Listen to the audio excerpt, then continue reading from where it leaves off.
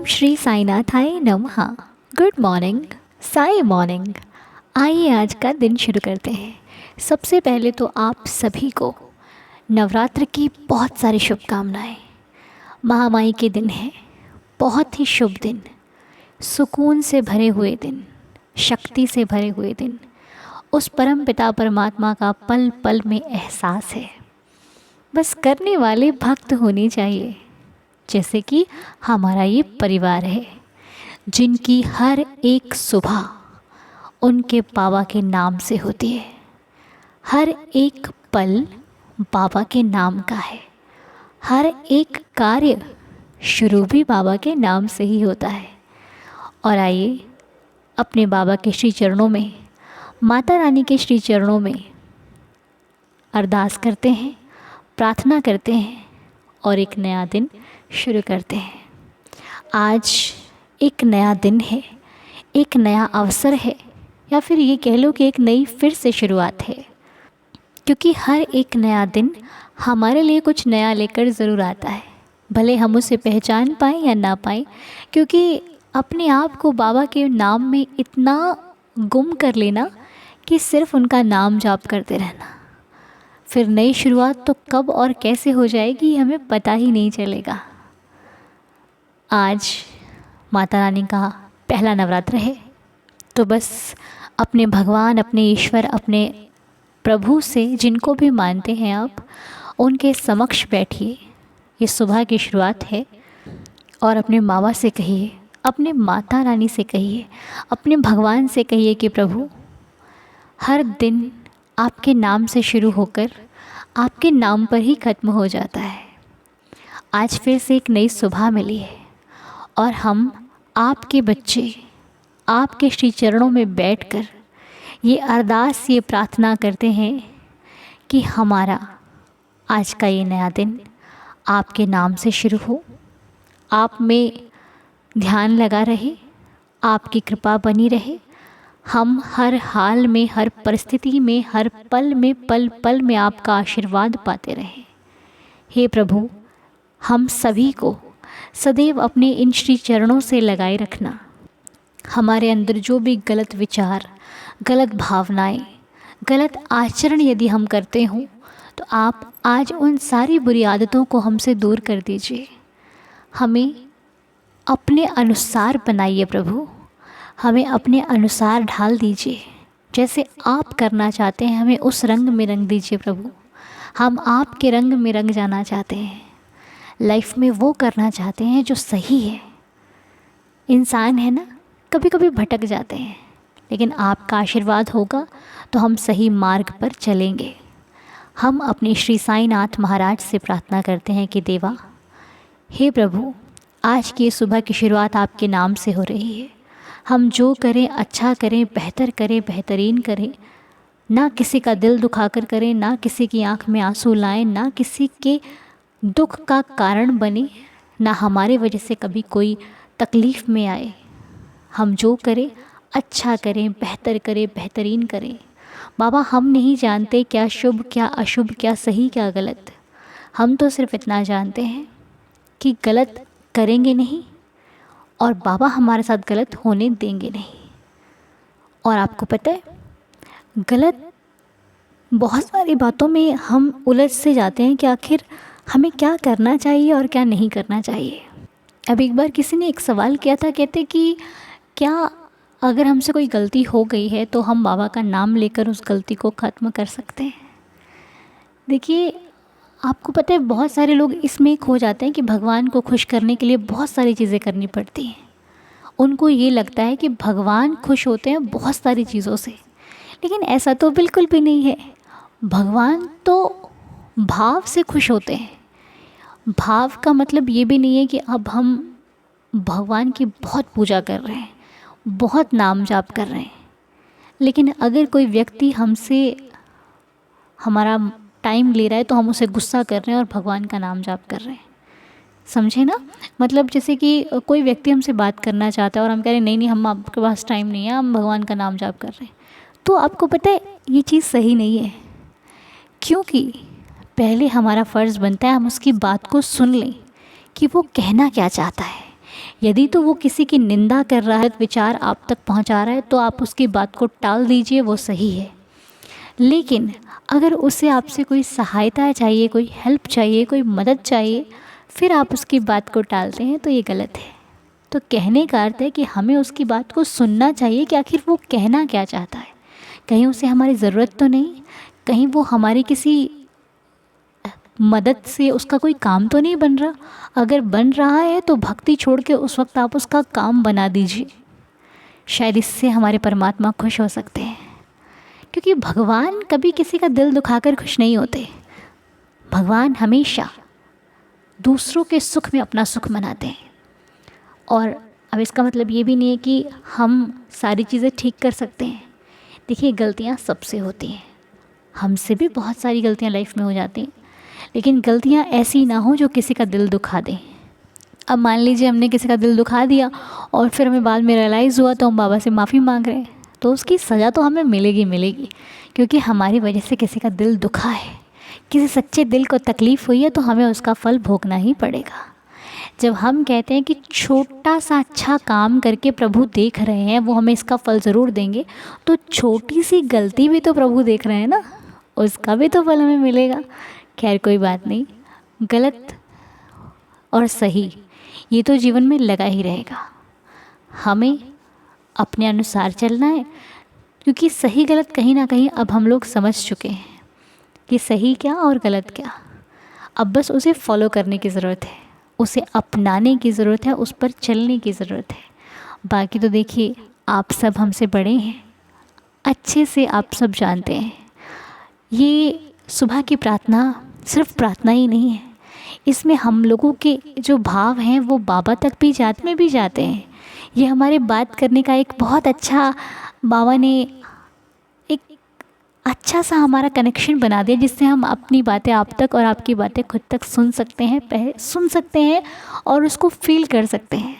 तो इसके लिए हमारे साईनाथ का बहुत बहुत शुक्रिया, क्योंकि सच्चे रिश्ते साईं ही बना सकते हैं। और ये रिश्ते प्रभु की देन है, प्रभु की कृपा है, तभी हम आपसे मिल पाते हैं, चाहे बातों के ज़रिए, चाहे वीडियो के ज़रिए, जो भी है ये उनकी कृपा है, जिसके लिए हम अपने साईनाथ का बारंबार शुक्राना करते हैं। क्योंकि सुकून मिलना चाहिए, अनुभव सुकून का होना चाहिए। फिर किसी को किसी से मिल रहा है, किसी को किसी से मिल रहा है, और हमें अपने साईं की बातों में सुकून मिल रहा है ना जी। तो चलिए, प्रभु सब देख रहे हैं, अच्छा बुरा भला क्या है क्या नहीं है, उनसे कुछ नहीं छुपा है, वो सब जानते हैं। वो अंतर्यामी है, हर जगह विराजमान है, कण कण में विराजमान है, उनसे क्या छुपा है। जो छोटे से जीव को नहीं भूखा रहने देते, उसकी परवाह करते हैं, तो हम तो फिर भी उनकी नज़र में हैं। बस हमें तो ज़रूरत है उनमें खो जाने की। आप उनके हो जाइए, वो सबको आपका अपना बना देंगे।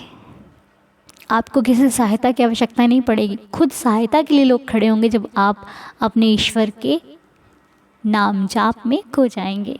तो चलिए, साईं जी कृपा करते रहें, बाबा जी ऐसी हम लोगों को सद्बुद्धि देते रहें, ताकि हम हर दिन जो सीखते हैं, जो बांटते हैं, जो शेयर करते हैं आपस में, उससे हमारे जीवन को एक नई राह, एक अच्छी राह मिले। और हम अगर गलत करने का सोचें भी, तो ये प्रार्थना हमें उस कार्य को करने से रोक ले और हमें फिर से हमारे ट्रैक पर ले आए कि हमें अच्छा करना है। ठीक है जी।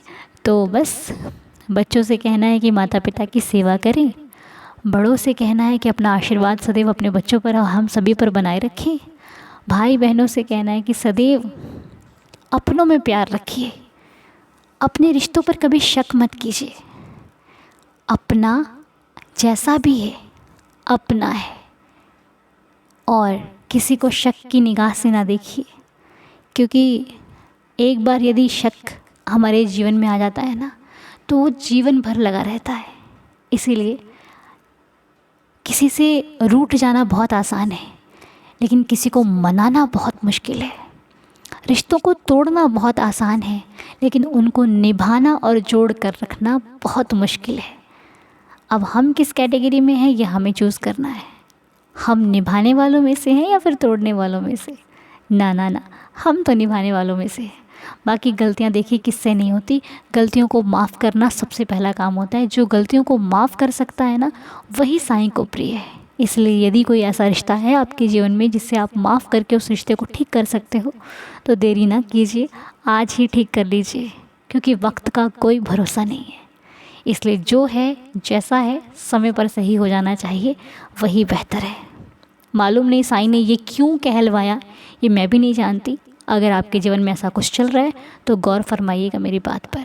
आइए अब आज की लीला को सुन लेते हैं और एक साथ बाबा की लीला का आनंद लेते हैं।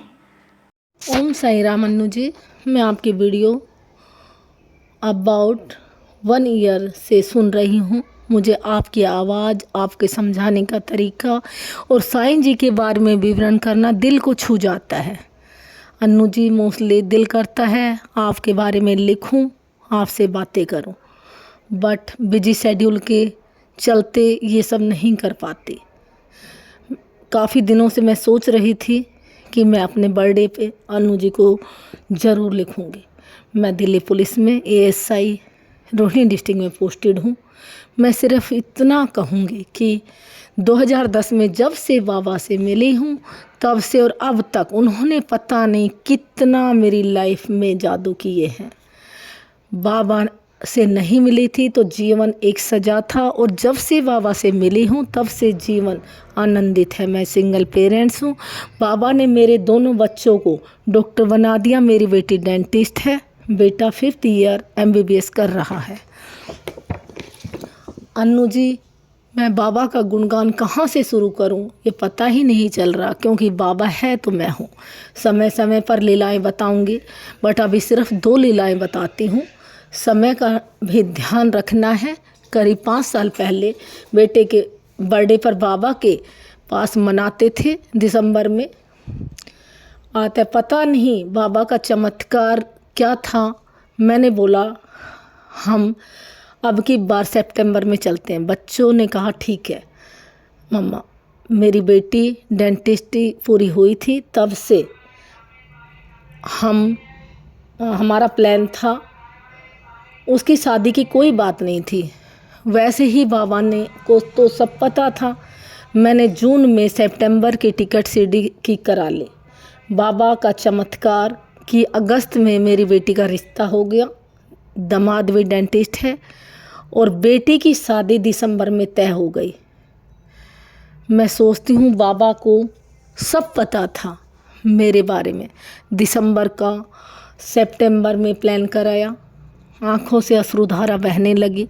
बाबा को निमंत्रण देकर आई कि आपकी बेटी की शादी है, आपको आना है।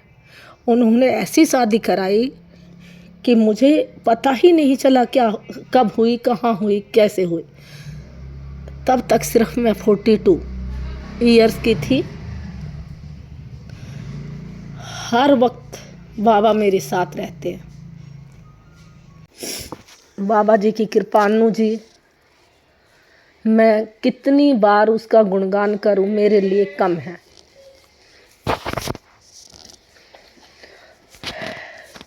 चार 3/75 को मेरा बर्थडे है। आप उसी दिन मेरी लीलाएं शेयर करना।